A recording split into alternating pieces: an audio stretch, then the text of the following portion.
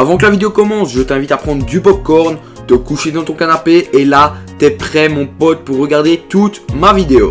Hey, salut!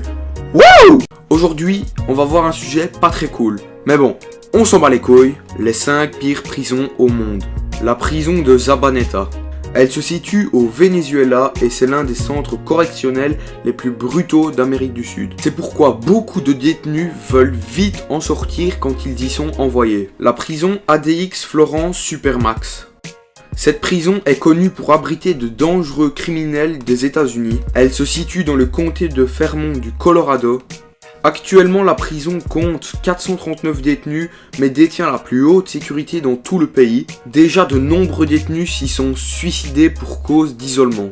La prison de Tadamor. Elle est située à Tadamor, en Syrie. Au début, cette prison était une prison pour les militaires, mais vers 1980, la prison a commencé à abriter plusieurs criminels. Cette prison a fermé ses portes en 2001, mais a réouvert en 2011. Le pénitencier de Carandiru. Cette prison se situe à Sao Paulo au Brésil et a ouvert ses portes en 1920.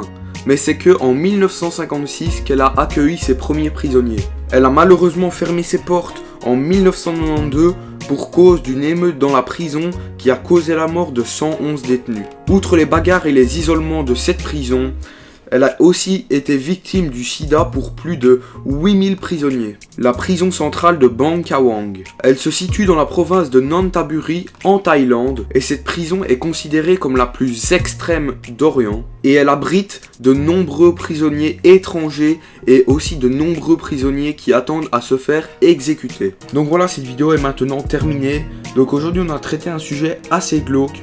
Mais avant que tu partes de cette vidéo, je voulais juste te parler de quelques trucs. Donc, le temps d'attente de mes vidéos, je m'en excuse, en fait, c'est juste parce que de tourner la vidéo et de faire le montage me prend pas mal de temps. Ça me prend 2-3 jours de faire le montage. C'est vraiment parce que j'ai pas tout le temps d'en faire.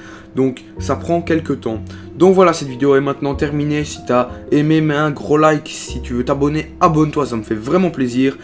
Allez, on se retrouve pour une prochaine vidéo. Bye bye.